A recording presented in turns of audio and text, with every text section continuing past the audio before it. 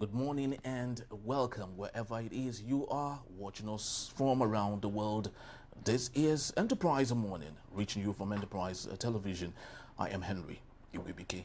Let's kickstart today, interestingly, with some newspaper headlines coming from, of course, our newspaper desk. And right after that will be, in conversation also for today. Do well to be part of what we do. Have a say in what we say. You can find us when you reach us at enterprisetvnews.com. You may equally like, comment, and follow us on all our social media platforms at Enterprise TV7. We're very so honored to have with us, joining us right here in our studios, Barrister Vasufeli, Barrister Law Public Affairs Analyst, to see through all that we have from our newspapers. And of course, we crisscross straight to our main conversation for today. Good morning, Barrister. Good morning. Thank you so very much for the time. Well. All right, so let's start today from our newspapers. And the Daily Trust, it is a big story: Electoral Act Amendment. Senate proposes mandatory electronic transmission of results. And below that story, we have how I lost 8 relatives to Niger tanker explosion. ISWAP threat security from, of course, that the security forces are combing Ondo and the Kogi forest as we speak. But Barrister, let's take a look at Electoral Act Amendment. Senate proposes mandatory electronic transmission of results. So does it mean it has been absent all the while and we are revisiting something new, or what exactly is happening here? Well, you know, the Electoral Act did not contain that electronic transmission will be compulsory. Okay. The Electoral Act was silent about it. But INEC regulation says it will be transmitted electronically. Now, during the tribunal, why Obi's evidence, why the Supreme Court disagreed with Obi, was on the basis of the fact that the Electoral Act did not say that it must be used. Oh, okay. Yes. So now Senate is proposing that they include it in the new act, that it will be mandatory, so that if INEC violates it, it will become actionable. Oh, okay. So that is where we are going to now. And I think that's important. That argument that if it's in the INEC regulation and it's not in the law, it has been a long-standing argument, because I do not believe, I feel that argument does not hold water, the Supreme Court's argument, that, because first, it is the law, the substantive law itself, that's the Electoral Act, that empowered INEC to come up with regulation. Regulation has to do with the day-to-day running of the election process, during the election, before, during, and after. The regulations stipulates that. And if it's the law that empowers INEC to do so, why do you treat the legislation as an insignificant document? You are supposed to treat it as part of the law, because it is from the breadth of law that it came into existence. But the argument is that since it's not a legislation, since the National Assembly did not pass that regulation, the regulation cannot be held or upheld as a law that the Supreme Court should rely on, to deliver a judgment.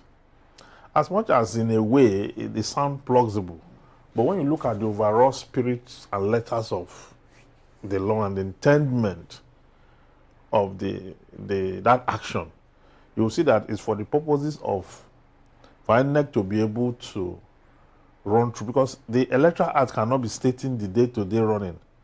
Okay. The Electoral Act cannot go into all such details, that all that and all that. But now they are saying, bring that information into the Electoral Act, okay, and say INEC shall, that is mandatory, INEC shall transmit result electronically. And when you have that in the law, and that will not be disputed any time in the future. It will not be by the Supreme Court when it gets to that level. No, the Supreme Court cannot bypass a written law. What the Supreme Court will do is to interpret it. Okay. Is to interpret that law itself. The reason they're able to bypass this one was because it's the regulation that introduced electronic transmission. You understand? It's just like even the beavers before now. Before 2020, it was not in the Electoral Act that beavers must be used. There was a case where the beavers was knocked off. Yes, very well. Yes, before now. you know, that beavers for accreditation, you understand, it's an administrative, it is not, it was the 2020 Act, the 2020 amendment that brought in the beavers and gave it a breadth of law, legislation. Then, I don't know why we're picking it in piecemeal and left out electronic transmission. Now, the issue of electronic transmission, the technical glitch now created a problem.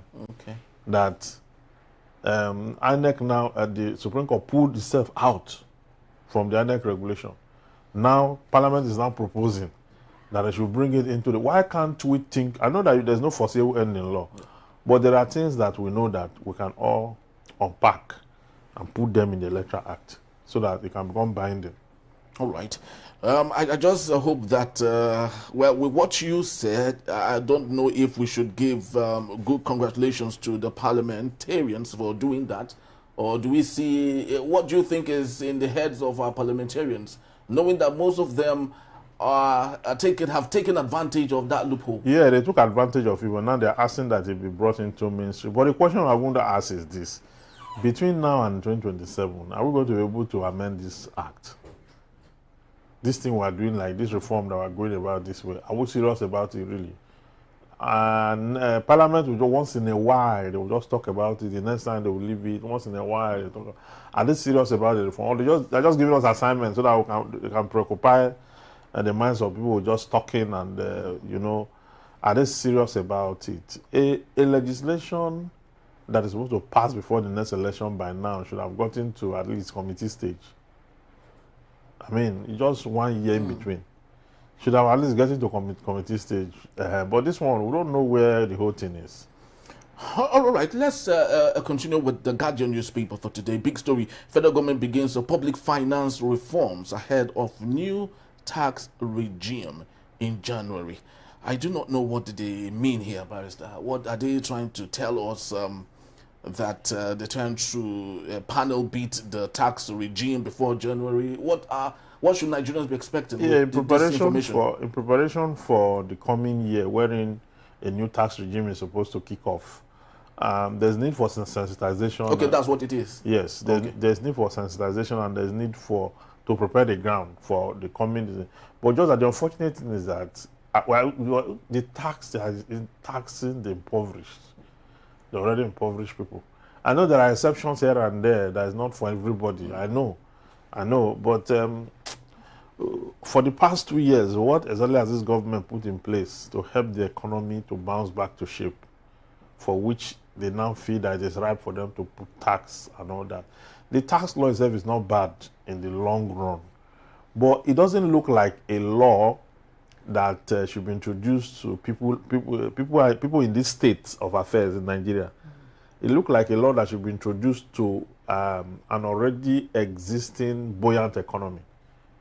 Because yeah, when you are introducing new kind of tax laws, before that time you must have worked so hard to bring the people to an appreciable level of economic stability.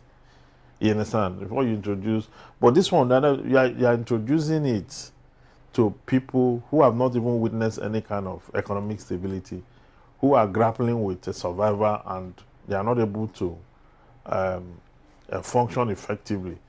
So that's the only thing I say about it. I don't think it's... they are still going to apply because it's already passed and signed already. But I feel they are going to have a lot of challenges. There's going to be a lot of challenges. In what ways? And that is why they know that there will be challenges. That's why they want to be pulling the resources through the banking system.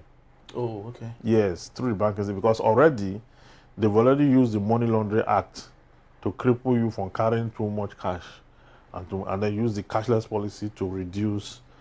Now, all resources can be accounted for because they are all in the banks. Okay. That's what. So for you to be able to move it from one place to the other, that citizens henceforth must describe proper resources, because from next year is not the year where somebody will say, bring your account, let me send you 7 million, 8 million, and at the end of the day it's not well described and all that, and at the end of the day it will be counted as your money you earn.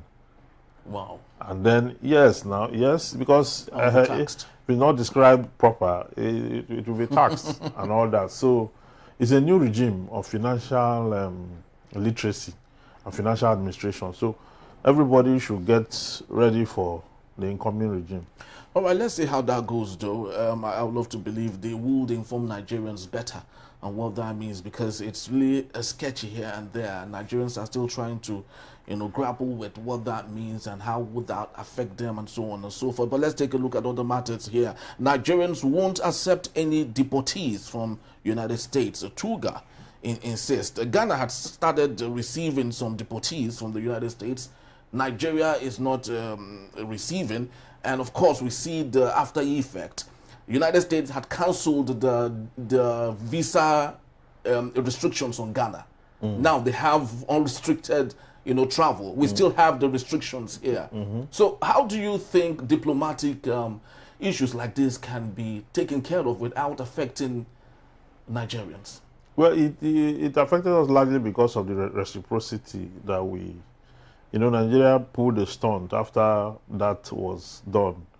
I mean, after the restriction. Yes. Nigeria pulled a stunt against the Americans on visa regime too and all that. So you could see that this eye for an eye is going to affect us the more. Even the trade deals and the tariffs, the increment in tariffs on importation and all that, that Nigeria tried to put up one resistance and put up what do you call it? Its own guard too. It's giving us problems. And as it stands now, Nigeria and America have a very strong trade ties from a long time ago, from the early 70s. And you think that hasn't diluted by any form? With the evolution of lots of things and the technological change? Well, the only thing that have diluted it is the stigma. The main thing that diluted is the stigma and a little bit of racism and all that. The stigma of internet scam and a little bit of racism and all that. That's the only thing that have. Otherwise, Nigeria and the US have been a long ally to the point we have to pattern our government structure to theirs. Until date, they still buy our crude. Because we have the kind of crude that you cannot find anywhere in the world. Okay, so they are very fixed. They do business with us, Nigeria, very well. And apart from government, even when you talk about lifestyle, we look much like them in terms of even when you talk about lifestyle and the rest of that. Most of we're patterned towards them and all that. So I believe that with time, okay, what Ghana is enjoying today is part of what they have made their country to. They've been able to put up very good optics over there internationally. Ghana economy is nothing to write home about. The only thing saving Ghana is the optics. They've been able to clean themselves for the outside world to see them as people of integrity and people worthy of emulation. So does it mean that the acceptance of the deportees is part of the optics? That, of course, your international, your response to international issues, your adherence to the Geneva Convention is one of the things that put you up there. Your adherence to the Sustainable Development Goal puts you up there. You see all those UN programs on UBE, Universal Basic Education, Sustainable Development Goal, Millennium Development Goal, and all that. The country's compliance, large compliance, put you up there in global light, and that's what Ghana have done. You understand? But in our own case, there's always non-compliance. For the Sustainable Development Goal, there's serious non-compliance because the first item there were not compliant, poverty, eradicating poverty. Our government does not have any program today, as we speak, that is targeted, that is geared towards eradicating poverty. What we have are those social schemes, investment schemes that are a type of vote buying. You understand? And some funny cash transfer that are unrealistic, that are lies. You understand? So when you have that, we're not implementing these international policies. If we're implementing them, it will count for us. Even the World Bank will report it, the IMF will report it. We're not. So Ghana have played that politics very well. Ghana have played that politics very well. But when you go inside the country, you know that they are clean outside. They are not doing well inside. Of course, lots of their products and services are still priced in US dollars. Yes. You know, just to tell you how bad the situation is. Yes, it's priced in US dollars, including water and the rest of that. Very well. All right, so let's get to the Vanguard newspaper. We have Anambra Showdown 2025, our campaign, a divine project, mass movement. That's coming from Professor Tukur Buratai. ISWAP terror threat, Ondo Kogi governors reassure citizens of safety. Insecurity, defend yourself. Governor Bako charges Niger residents, vows never to negotiate or pay ransom to bandits. A barrister, imagine a governor who gets security votes, who gets more than enough money, and he is asking the citizens to defend themselves. Isn't that ludicrous? It's unfortunate. It's unfortunate because now, with the resources, he's able to fortify himself with bulletproof cars and the convoy of, sometimes even joint operation that follow them around. Police, army, civil defense, all kind of operations following them around. So he's not asking the citizens to defend themselves. With what resources? Exactly. Because as the chief law security officer of the state, you are supposed to use the state resources to defend the citizen, to protect the vulnerable. You see the mismatch. He's supposed to use to protect the vulnerable. That statement or that speech could be read in different ways to reflect what governance represents. You understand? He should use that to call on the people that the government is doing everything possible to protect them. And the resources of the state will be deployed to protect the citizens against invasion. That's what it's supposed to be. But here you are far away telling them that they should go and protect themselves. You know they don't have the resources to do so. You know they cannot fortify themselves. Many of them cannot even fence their houses. Okay? And all that in that place. And then you're asking them to go and protect themselves. How would they do that? Villages where they are struggling to survive, to eat. Where people are living in squalor and abject poverty. 133 million of persons in this country, the huge, index, misery index, a huge misery index. Now, with that kind of misery index, what are you supposed to do as a governor? It's your territory. You are supposed to man it effectively against ISWAP, against insurgency and all kinds of terrorists. Who says the governor does not have enough resources to ward off terrorism?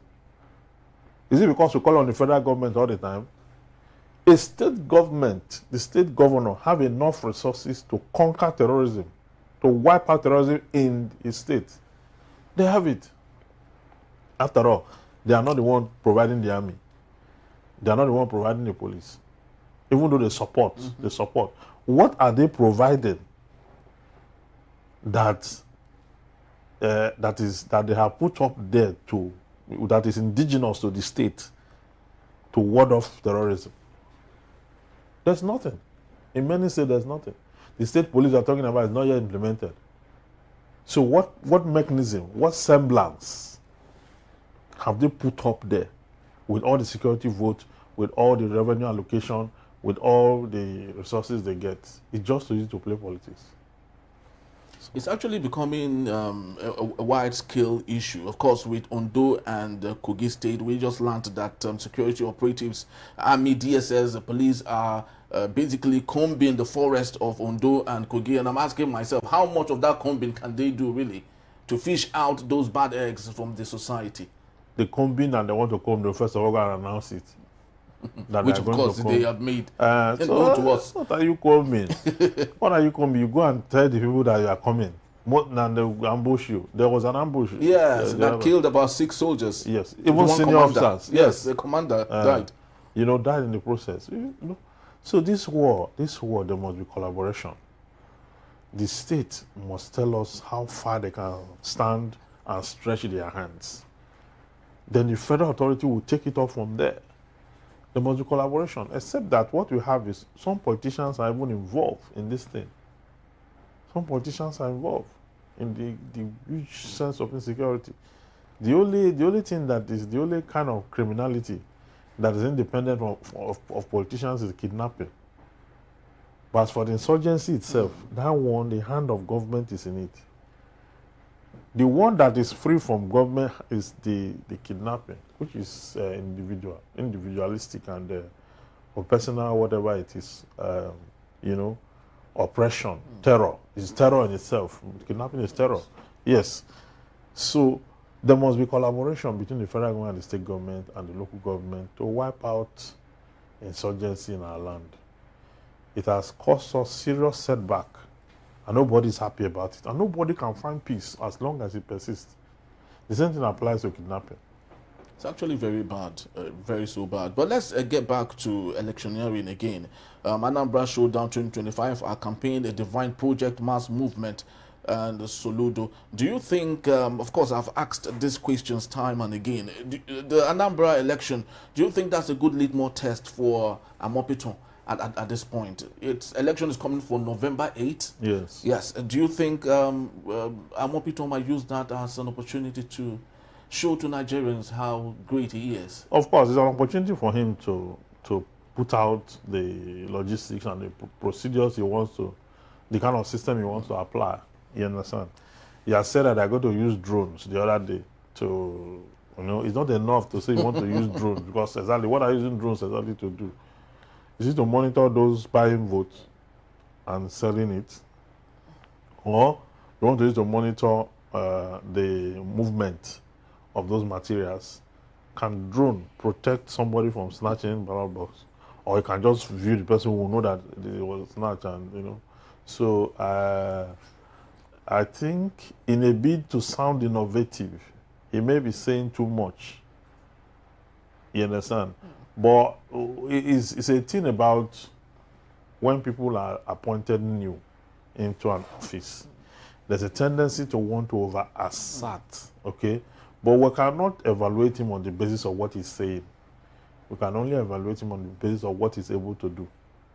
Because he is my lecturer. He taught me the law of evidence in University of Jos.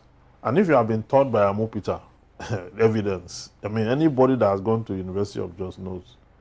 Even one of my classmates was in the National Assembly the day he was confirmed. One of us was there and even spoke about him, because we know him one-on-one. Oh. Yes. So he's a man of integrity, a Christian to the core, Seventh-day Adventist, and does not believe in, as at the time we were in school, as at the time, I'm speaking from that time. Okay, so it's somebody that we believe should be able to deploy, okay, effectively. But my question is this. Every local government have a returning officer. Every ward have a returning officer. So from ward to local government to the state collation center, from the state collation center to the national collation center. So between the ward, the local government, the state, and you have like 5 persons before him. So even if he comes with the best of intention, will he be able to influence these 5 persons who are going to act before he even sees the record? Was it not in this country that election was ongoing in Adamawa, and the state rec announced somebody won the election when the election was still ongoing? So, because now, if you want to blame anybody, can you blame Mahmoud for the conduct of that guy? But isn't it possible for us to insist that every party's representative must sign the results? So if we can collate them, at the end of the day, we can find a result that is insympathical to what is presented. That's what is done now. So where do we Party now have agents. those loopholes then? No, hold on. Party agents. Party agents are in the, what do you call it, in the polling units. It's polling unit, you have party agents. You understand? But once the result leaves the polling unit, well, it's a polling unit that you deploy your agents to polling unit, not collation center. Definitely. Collation center is INEC. Yes. So when they pull the result out from there and it gets to collection center and they start to move from collection center to collection center, your agents don't have authority over the result any longer. But even if it's doctored in the process, can't the reps collate their numbers to say this is what we found or this is what we have, the evidence we have? Yeah, that is why these representatives, party agents, are asked to come to court as witnesses to speak to the documents their party is tendering. You understand? They will speak to those results and state exactly, verify them and all that. Okay? But if people who rig, the way they rig this thing is that you can even have the agent's signature on the same sheet and rigging had taken place because it's handwritten. Okay. Yes. In the last election, you saw a video of INEC are mutilating. Yes, of course, yeah, mutilating the papers. That one they are mutilating.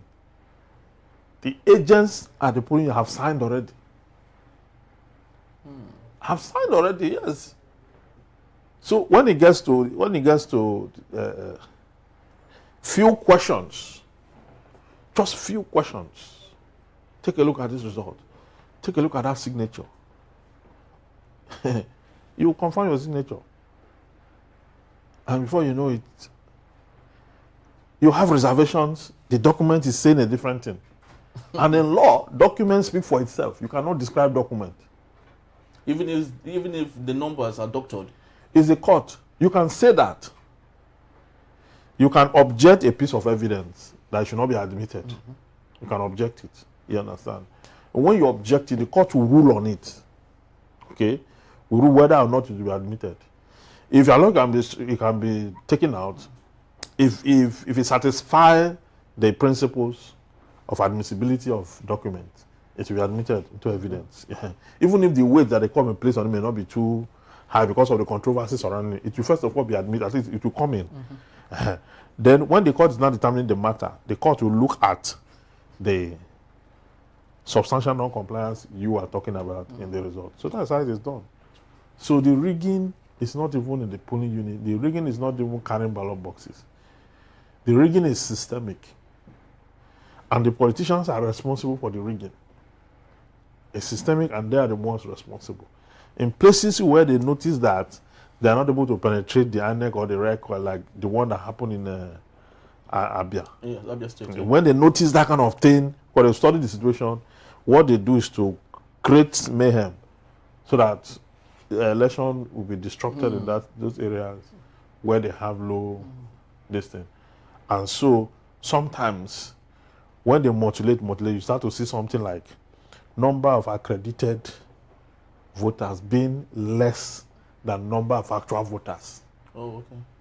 That's overvoting. And when you have overvoting and all that, the law is that the results in those areas should be cancelled. And there should be a rerun. That's why sometimes you have. That is when they do the magic. Sometimes you have a rerun. Some politicians are they are experts in that rerun. What they want is for the election to be declared non-conclusive, so that there will be a rerun. By that rerun, they have already narrowed their strength. They don't have to bother with the other side again. So now they are narrowed. In Kogi, when they did that, you saw helicopter all over for the rerun and all that. You see how it turned out. So INEC should be able to give us a free and fair election if they want to do so. If they want to do so. But how will you get every staff of INEC to do the right thing? That's the question. To be compliant. Well, let's, for now, believe the 60 seconds elevator pitch of Amopito at this point and hope that the elevator pitch will, of course, fleshing out to what Nigerians would expect and of course, be happy for him. Just to let you know that the barrister would still be here to take us on our main conversation. That is when we return competency and compellability of witnesses under the Nigerian law. And that is the Nnamdi Kanu case. That in a bit. We'll be right back. Please don't go anywhere.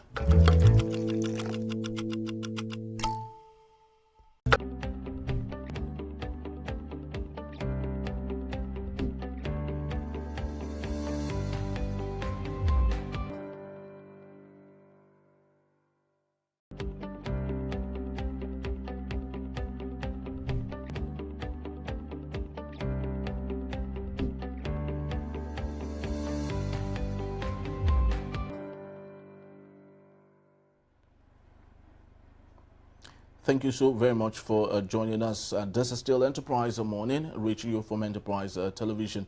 Let's head straight to our conversation for today.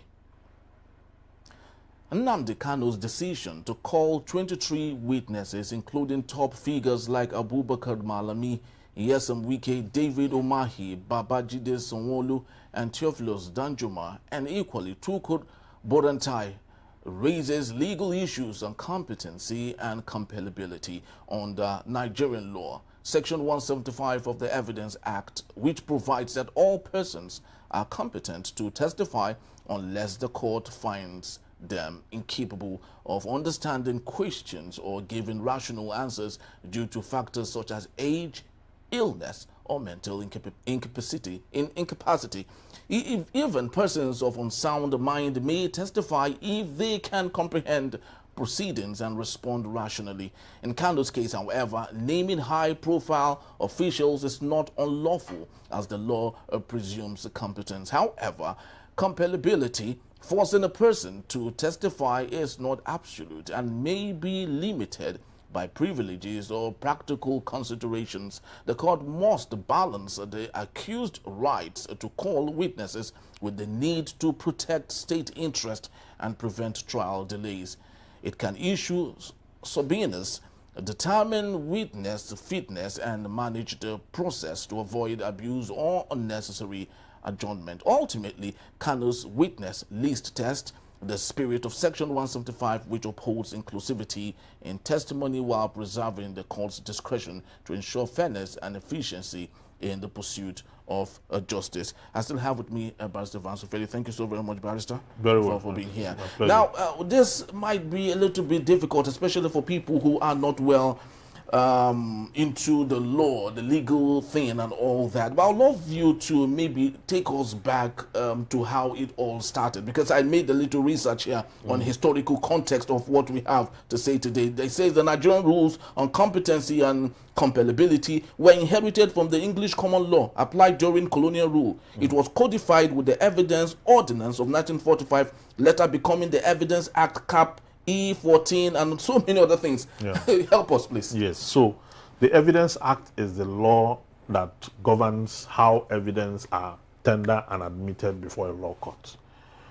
In Nnamdi Kanu's case, you know, after his sojourn in exile, he was arrested in Kenya and rendition to Nigeria, okay, wherein a lot of comments have been made as to that effect, and the Court of Appeal have said they should let him go.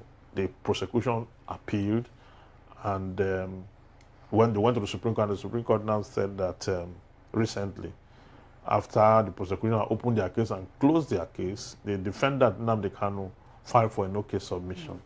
Now, the no-case submission was overruled by Justice Nyesom Wike of the Federal High Court, Abuja, and asked that Nnamdi Kanu open his defense. Before the protest, his lawyer joined the protest, and the lawyers were arrested, and now the case is ongoing. Yesterday, in the course of opening his defense, he made an application to list witnesses, 23 of them high-profile Nigerians, with governors serving and past, and you know, even ministers and the rest of that, including the former Attorney General of the Federation, Malami, 23 of them as witnesses. Now, under the law, Section 175 of the Evidence Act says that all persons shall be competent to testify, except the court consider that they are being prevented from understanding the question put to them or from giving rational answer to those questions by reasons of tender years, extreme old age, disorder of the body of the mind, or any cause of the same kind. Then subsection 2 now said that persons of unsound mind are also competent to testify. Persons of unsound mind? Yes. Really? They are competent to testify as long as they are able to give rational answer to questions put to them. You understand me? So, the law in Nigeria is that everyone is competent to testify. The only time that capacity is withdrawn by the court is where it can be obscured by infirmities. Okay, that's why I say all persons shall be competent to testify, unless the court, you know, discover that these persons that are all competent to testify, they are not able to answer to the questions put to them by several factors, by reasons of tender years, extreme old age, disease, whether of the body or of the mind, or any cause of the same kind. So those are the exception. Apart from all that, infirmities of the mind, and everybody is competent to testify. What the implication of this, therefore, is that those persons that Nnamdi Kanu have listed must come to court to testify. The court will subpoena them. Subpoena under the law is where a court makes an order compelling, that's what it's called, compellability, compelling a witness to come to court to answer to it. Now, that's the evidence as speaking in section 175. However, the mention of people like Sanwo-Olu and any other serving governor is obscured by section 308 of the 1999 Constitution. Okay, which says? Which says that governors, presidents, deputy governors, vice president are immune, okay, from criminal prosecution or trial, or to come and enter the witness box or come and do any of all that and all that. Because section 175 speaks to the general all persons, if section 175 goes at variance with section 308, the law is that when a federal law, okay, or when the Constitution, provision of the Constitution, is having clash with the provision of any other law, the Constitution shall override that other law. That's section 1, subsection 3, which says that if any law is inconsistent with the provision of this Constitution shall prevail, and that other law, to the extent of its inconsistency, shall be void. Okay? So, the implication here is that every other person who is not a governor, a deputy governor, president, or vice president, you understand, are exempted from that list by virtue of the provisions of law. So the other ones left have no immunity. A serving minister have no immunity. Wike will have to appear, subpoenaed by the court. Okay, the other ones, all who do not have those, the aforementioned offices as expressed, are competent and they are compellable witnesses. Meaning that first, they are competent to testify. Second, the court can compel them, bring them under compulsion to come and testify. But speak to us on the parameters that determines a witness. Can someone just wake up and say, this is my witness, and the court assumes that the person is okay to be a witness in this particular case of Nnamdi Kanu? Can't this be said to be winch hunt? No, you cannot just wake up and point to any direction and say this person is my witness. So why should Nnamdi Kanu? Because the people he is calling here, you ask yourself, how do they connect to his issue? He brought an application before the court.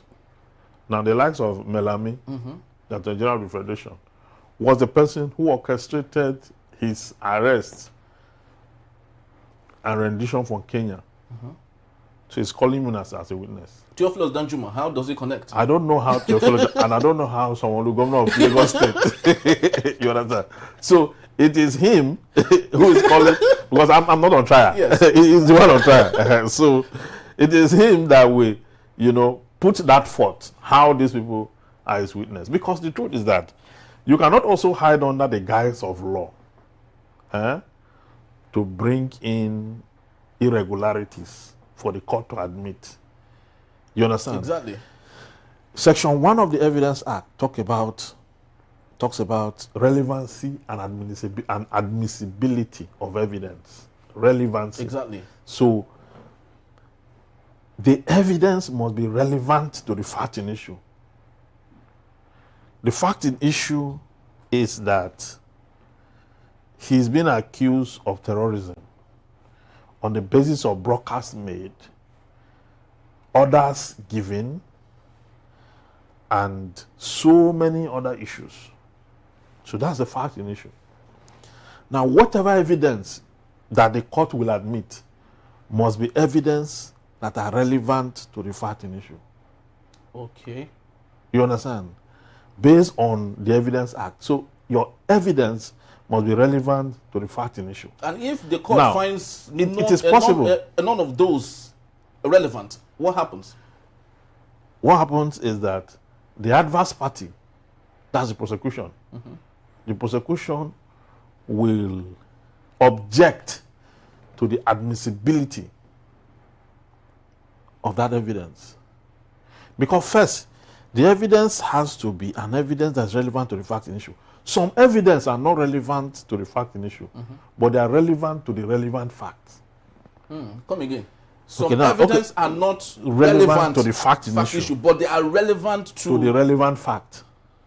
Please help us break it down. Now, what I mean is this. What I mean is this. Let's say A is a fact in issue. You understand? B is not relevant to A. That's the fact in issue. But B is relevant to the relevant fact. How do I explain this now? Now, there are facts. We have fact in issue. We have facts relevant to the fact in issue. Very well. You understand? Then we have facts that are not relevant to the fact in issue. Okay. But they are relevant to the relevant fact. Let me say A, B. A is relevant to B. That's the fact in issue. A is relevant to B. Yes. You understand? Then C is not relevant to A, but it's relevant to B. Oh, okay. That's the relevant fact. Okay. So all this evidence are admissible in their class. And the fact that an evidence is admissible or presumed admissible does not mean the adverse party cannot object to its admissibility. So in the case under reference, the likes of Sanwo-Olu and others, I don't know how they relate to this issue, but the prosecution is there, okay, to, and these witnesses that Nnamdi Kanu is calling, putting them forth, they are also subjected to cross-examination by the prosecution. I don't know if you understand what I mean. Very well. Because when the prosecution opened their case, Kanu Agabia said, cross-examine the witnesses that was presented by the federal government and all that, the documents and all that, all material evidence. The same thing applies when you sweep the coin to the other side. You bring all these witnesses, and a witness can become hostile. A witness can become tainted. So that's what they call a hostile witness. If you bring a witness, see, it's not enough to list witnesses. You can list witnesses that will ruin your case by yourself, bringing people that will ruin your own case. So it's not enough to have 26, 23 witnesses. That is why, if left to me, I would have suggested that they allow Kanu Agabia to take on this defense. But it doesn't look like what is going to happen, because we're hearing now that the SCN is withdrawing. Yes, we just learned that now. That the SCN has withdrawn, and then Kanu himself, his two lawyers are in detention. One is available, that's Maxwell. Aloy Jimako, his brother, and others are in detention. Now, as we speak, I'm being told that Kanu himself is conducting the trial. Under the law will tell you that you can defend yourself. But does it really hold any water? No, that's what the law will tell you. What the law will not tell you is that you will get stuck. You will get stuck. That's the truth. Because the court this morning informed Kanu whether the court should provide him a lawyer, because that's the procedure in law.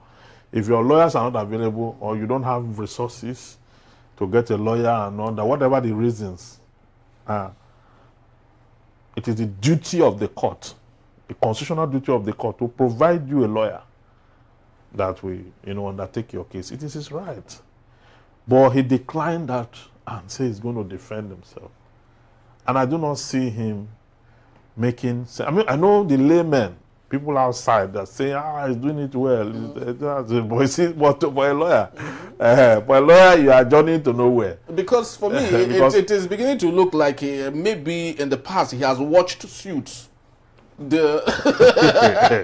maybe feeling so motivational that maybe he would love to defend himself and the possibility of doing that. But don't you think all of these things are headed towards a particular way that we might not know what the results might look like? Because Kanu on his own would not want to do that if he didn't get some advice to go ahead. No, because the truth is that even if you have to defend yourself, not in a case that has to do with capital punishment.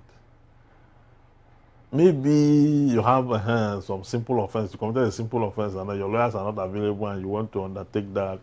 Not like you are stunt or maybe like content creator or something you are doing. Not a case where the outcome is death. That's the penalty for the alleged offense because it's an alleged offense. Okay? So, I would have suggested that Kanu Agabi sends, bro, because if you watched Kanu Agabi during the trial when the prosecution opened their case and when he was cross-examining the federal government, you will know why I'm saying what I'm saying, okay? And this is just my own token of advice. We cannot preempt the outcome of the case. We're not expected to do that. We can only talk about the surrounding situation and the circumstances, what is expected of either party, what the law says. That's what I've said here, Section 175. Everybody's competent and everybody's compellable.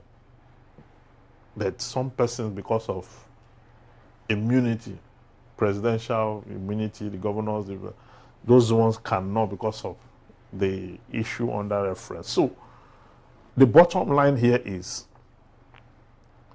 this is a case of interest. It's not just a high-profile case. It's a case also that is sensitive because of the tribal issue that has been brought into it and the issues of discrimination, alleged discrimination that have been talked about. So many persons have gone as far as talking about the pardon, persons who were pardoned, insurgents, Boko Haram insurgents and bandits that the government is currently, negotiating with, and they are giving government conditions here and there, and they've also brought that home to the case. Currently, the ones of the three names that President Bola Ahmed Tinubu just granted clemency. Yeah, that's what I'm talking. That's the pardon, the prerogative of mercy I'm talking about, and all that. So a lot of persons have juxtaposed this and said that there's serious bias, and that why can't the president instruct the Attorney General of the Federation to take over and discontinue the matter, under Section 174 of the 1999 Constitution and all that.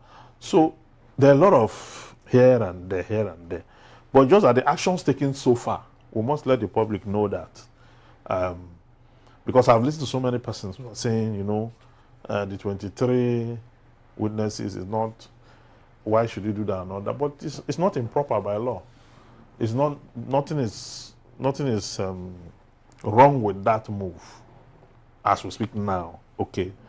The only thing I faulted in this whole process is what he's doing today to defend himself. What he's doing today may not be the best for him in the case on that reference. All right, so speaking about the 23 witnesses, the layman on the street would ask, when a witness comes, is he speaking for or against the one who has asked that he should come?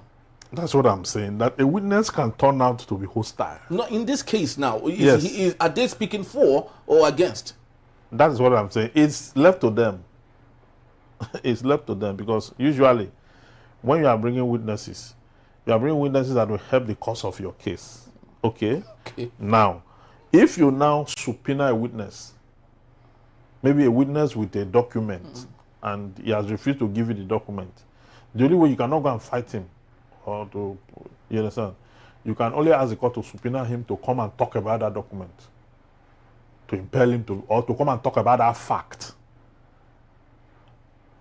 the material fact. But they are coming to give evidence, which is fact. You understand? They're not coming to give law. It's the court that will marry law to the fact that they've given. You understand? So we've seen witnesses. We've seen a situation where witnesses, you know, are being asked questions and they'll keep mute. Okay? They will refuse to talk. And in the circumstance, when that happens, the law is that the court will have to probe whether the muteness is as a result of infirmity, or whether the muteness is as a result of the visitation of God, or whether the muteness is malicious outright. In law, one will say whether the muteness is as a result of the visitation of God. What we're saying is, in essence, what it means in a plain man language is whether the muteness is orchestrated from mental ailment or infirmities of the mind. That's what we mean by say visitation of God. So when a witness becomes hostile, there are legal processes. Okay, the law have made provision for everything around the situation. So for some of these witnesses, we can relate them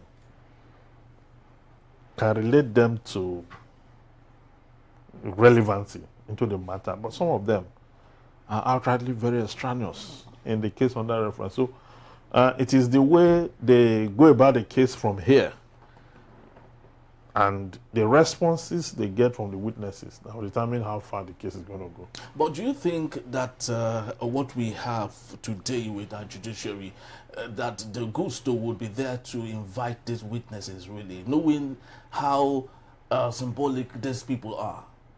No, the court will, if they don't come to court to give evidence, they will be subpoenaed. Really? Yes. Nobody like Nyesom Wike would love to go under that. We will subpoena, and he's listed as a witness. The court will want to hear from him. So there's no lacuna that could make Nyesom Wike or Ipazu to say this is all a charade. No. They are listed as witnesses. They cannot escape. They cannot escape it. They will be subpoenaed. If they are subpoenaed and they refuse to come to court, it's contempt of court. And then they can be sent to prison. Yes, because they will have to come and show cause. If they don't do that, they will put them in prison. But Barrister, you speak like this is the classroom, but we all know how it works. No, I'm not. In our classrooms, of course, 1 + 1 is equals to 2, but we all know how it works outside of the classroom. No, this one is not about classroom. This one is the law. And you think it would hold? Why won't it hold? Was it not in this country that because sometimes we feel that the whole country has broken down. The country has not broken down completely. Was it not in this country that governors were convicted and put in prison? Kanu, Ojuzo Kanu, the former governor of Taraba State, Alamesia, Joshua Dare of Plateau State, mentioned them. They went to prison. Obasanjo himself was in prison. So I don't think that we are completely gone to the point where we can no longer trust the system to act the way it should act. I mean, they will come to court to testify. They will come to court to testify. Once they are subpoenaed, they will come to court. If they don't come to court, they will go in for contempt. Yes, but Nnamdi Kanu has asked for 90 days to go through whatever. To be able to finish up with his. So what does that mean? To open his case and close. The window within which he will open his case and close same. You know, we are operating now through the new Administration of Criminal Justice Act. You understand? The new law. That's why the adjournment, you see that the adjournment is almost every week. Yes. It's the law that says adjournment should not go because they want to facilitate. This Nnamdi Kanu's proper trial now started not too long ago. Really? Not too long ago, but all the while they were talking about interlocutory applications, bail application, and all that. Those were the things that took a lot of time. The trial itself started this year. this year, that's the one the trial started. This particular year itself. So, and you can see that we are going to conclude it this year with the way we are going. Okay. But with this 90 days will be like, now, won't it maybe at next the year? the first quarter of next year, we'll conclude the case. But is that to his advantage? Well, it's not about advantage or disadvantage now. It's about trial. Because I'm looking at the duration now, and I'm asking myself. He said within that time, within that time, you'll be able to call up all his witnesses. Oh, okay. You understand? I mean, if you are calling 23 witnesses, and you know the matter is not every day. Oh, okay. It will take some time before you're able to discharge. Even in a day, you may not be able to call more than one witness or two in a day. And if you have 23 and you intend to call all the 23, well, I know you cannot call Sanwo-Olu because it's not in the category.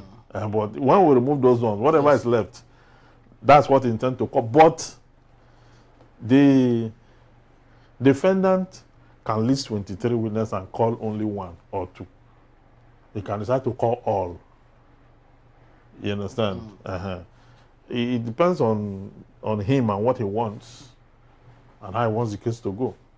All right, so let's maybe take a look at all the other matters still connected to this case. Ejimako is currently in detention. The brother to Nnamdi Kanu is currently there. Another lawyer too is equally there. We just learned that Showore has equally been taken, away, and all that. Especially for the lawyer Ejimako and his colleague there, they were protesting. According to the media aide to the police, it said that they had the right not to do that. And I'm asking, how does it really work? Can the court actually ask people not to protest? Not like the court can ask people not to protest, but they are citing sub judice. That when, and the rules of professional conduct, when you are a counsel in a case, okay, and you have subjected that case, you have submitted to the jurisdiction of that court, and you are in the case, you should not resort to self-help. So those who hold that school of thought, it said that Allah Jimako's participation in the protest, free Nnamdi Kanu protest, and that of him especially, the brother and others are not lawyers, so him especially, that it amounts to self-help. And it runs foul to the rules of professional conduct, our ethical code in the legal profession. And so he should be disciplined. He's a senior lawyer. He should have known this. So he should have known. That's one school of thought. Okay. You understand? I have argued vehemently against that position. And I've held the view that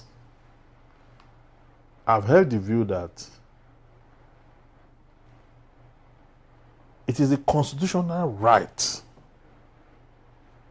of every citizen, okay, to protest. Every citizen. Any citizen can protest as long as the protest is peaceful. Even if it runs against the Constitution, which you said, if compared to the Constitution overrides it. No, if you go there now, I will tell you that Allah Jumako did not commit any offense. Because it is the rules of professional conduct that say lawyers should not. Rules of professional conduct is a lower legislation. So if you go there, I will tell you that the Constitution in chapter 4 overrides any ethical code that you want to impute. You understand? If really Azumbo not conceding that it went totally outside the ethics of the profession. You understand? So there is no law that says that a lawyer cannot protest. And remember, this is a peaceful protest. Okay? How be it that it is tagged free Nnamdi Kanu? Now, the second lawyer, that is Maxwell, have argued that the free Nnamdi Kanu expression was not directed at the court. That was directed at the federal government, for whom in time past the court had asked that Nnamdi Kanu be released. And the federal government did not yield to those accounts. And it was on the basis of that. So it is neither here nor there. So why you can argue that it is violation of the rules of professional conduct, why you can argue that successfully. You can also argue from the human rights point of view. You understand? That making a complaint to the federal government and protesting ultimately peaceful to the federal government does not amount to a breach of professional conduct. You can argue that successfully. So let the court now look at it and decide. So in this case, so how do you think? Well, of course, we are not here to preempt the court. We can only lay down whatever the facts are. The court will look at the law and look at it. See, the law is what the court say the law is, not even what we are saying. Okay, so the court will decide, because now they are going to face trial. Because tomorrow. Yeah, I mean, remanded at Kuje prison. Yesterday, before yesterday, the lawyer to Jamaica and Nnamdi Kanu's brother filed a bail application. But the prosecution was not in the court. So they have an adjournment, and so the matter will be looked into. All right. This is a developing story, actually, and we hope to, keep feeding you with them as they unfold. It's becoming a little bit complex here and there, especially with Showore, who has been picked by the DSS and for his presence. The police, sorry, for his presence at the court hearing. Today. I do not know how this would unfold, but don't you think this is definitely going to make the presidency and this administration look very bad? Well, they should. It's their responsibility. They took an oath of office to defend the Constitution and to secure the territorial integrity of the country and to make the country, keep it peaceful within the ambits of law. So this is the assignment they have been called to do. The police have invited Showore. In fact, they even followed them to the IG's office just this morning. So the days to come, we'll know exactly why they're inviting him, what the offenses are, the charge. The police claim that there was an order of court, okay, stating that there should be no protest. Okay, they claim so. But under the law, elementary law, a man that has not been served an order of court cannot be violating an order that he has not been served with. But it's been stated that you can serve it anyhow you feel. It could be on social media, it could be on newspapers. Once it is represented there, the police did not show me one newspaper or one social media post from the police force. Because Hundei said that they did. They did not. He said it, but he couldn't provide it. He was asked by a journalist. Yes. He couldn't provide it. So you cannot have an order and keep it in abeyance and keep it in your own house and then be compelling citizens to do.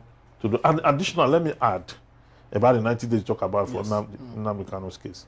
It's also constitutional. The Constitution also provides that the defendant must be given adequate time and facility to defend this case. You understand? Adequate time and facility. The Constitution did not even restrict it to number of days. Adequate time. What is adequate time under the law? It's not spelled out in number of days, just to add to my argument. And on this issue, where we talk about the court order, the police cannot sustain that argument that an order that is not served on a person, on a defendant, he should be binded by that order. Who moved the motion ex parte, and in what court was the order made? and under what circumstance. We don't have that. So the police just goes chasing. They just want to do illegality and to act as if they are proper before the law. They are not proper before the law. Let them prefer charges and cite the order and come to court to tender it as evidence and tender how it was served on the general public before the court. They will not be able to do it.